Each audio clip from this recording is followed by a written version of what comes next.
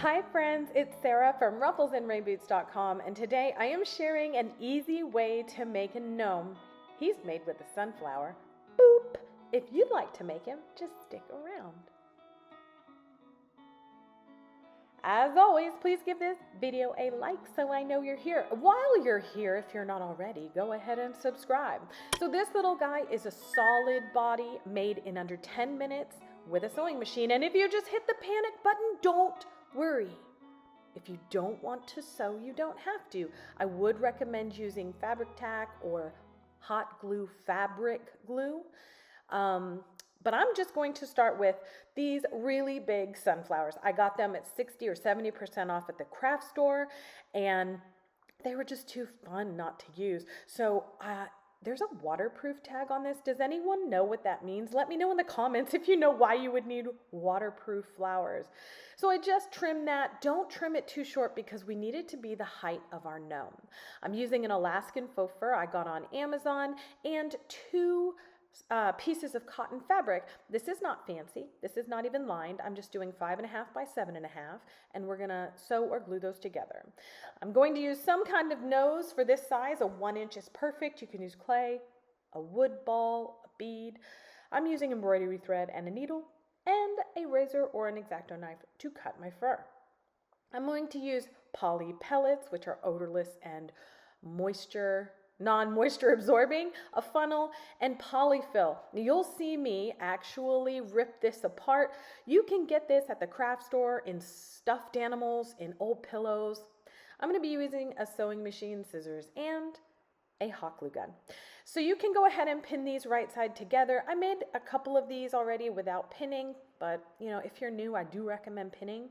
We're going to sew 3 sides about 1 inch to 1.5 inches away from the top. So that will be the open side.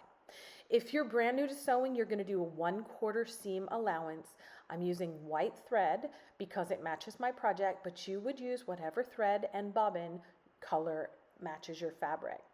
If you are new, remember to start and reverse your stitches at every time you start sewing, stop sewing, and at every corner.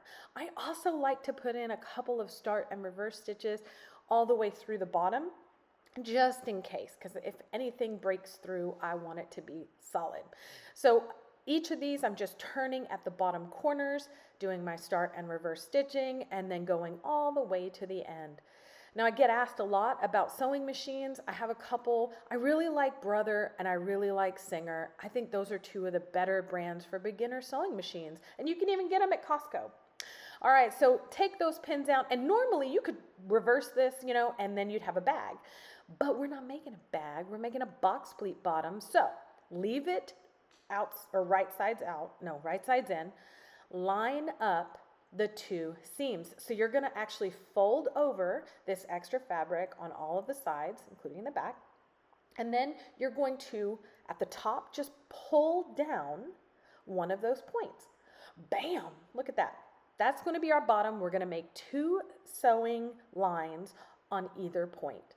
So what's going to happen is you don't have to measure. I measured for your benefit, but you're going to go from the portion like right where you sewed, not the end of the fabric, okay? And that, you can see me lifting up the bottom because I need to find where the stitching stops and go 1 inch up from there. So just mark on each point 1 inch up from the fabric where the sewing stops, and then take that to your sewing machine, start and reverse on both the beginning and the end, and you have voila, this thing. Now you can cut these off, but we're not going to. There's no need to, because we're going to flip it inside, right sides out. Look at this beautiful box bottom. I shared a Christmas gnome pattern with this. If you make a lot of gnomes for craft fairs or gifts, this body style is so fast. This entire project took me less than 10 minutes. I'm using a cup of poly pellets. I'm asked about them a lot. They're odorless and non-moisture absorbing. I do recommend them instead of food products.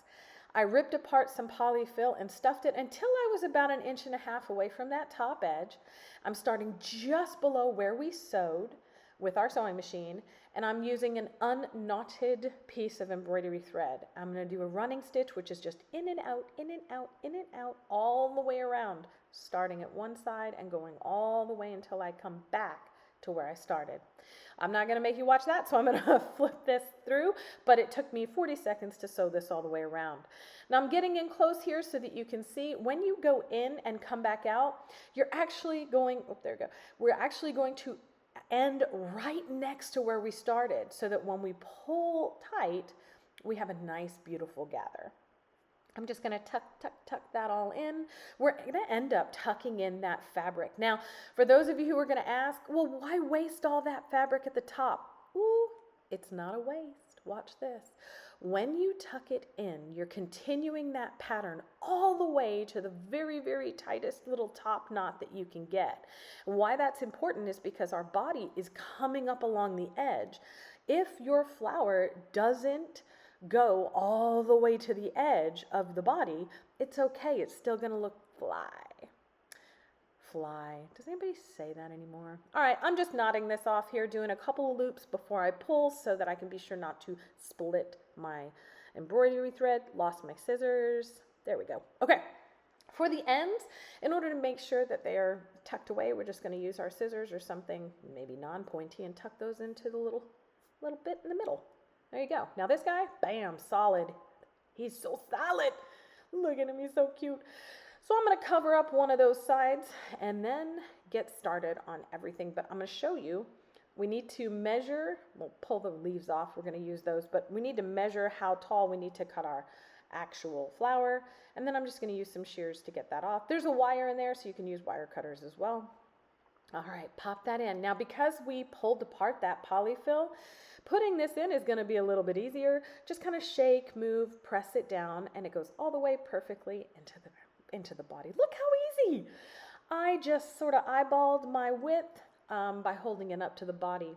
For those of you who are new cutting faux fur, I would definitely draw on the back of it. Find the center and then draw a dropped beard, which means about 1 inch from the top edge. I'm going to use an X-Acto knife or razor blade to just score this fabric backing. You don't want to cut it all the way through. Watch, when you're done cutting the little fabric, look at this. So fluffy! All right, so I'm going to show you why I put that drop on. You see how if you have the drop, it still nicely drapes, right? So for the very top, I want you to use something to just pick up. I'm going to zoom in a little here, but you're just going to, okay, maybe, there we go. I'm going to show you right here. You're just going to use a needle or pencil just to pull up a little bit, maybe 1/4 inch of that top of the fur. Then when you see the fabric backing, we're going to add glue in our nose. And basically that's just going to give us a little bit of fur over the top edge between the flower and the nose. Okay, so you can just move the sunflower out of the way and glue down this beard, taking care not to get any glue in the fur itself. Just wrap it around and you'll see that drop beard. Oh, it makes such a big difference than just cutting a straight beard. All right, so now we're just gonna make sure that's aligned in the center and glue down the little middle bit here. All right, squish. There we go. All right, making sure it's aligned and then pop the leaves on. So I glued these leaves on, both of them on one side. You do you, get creative.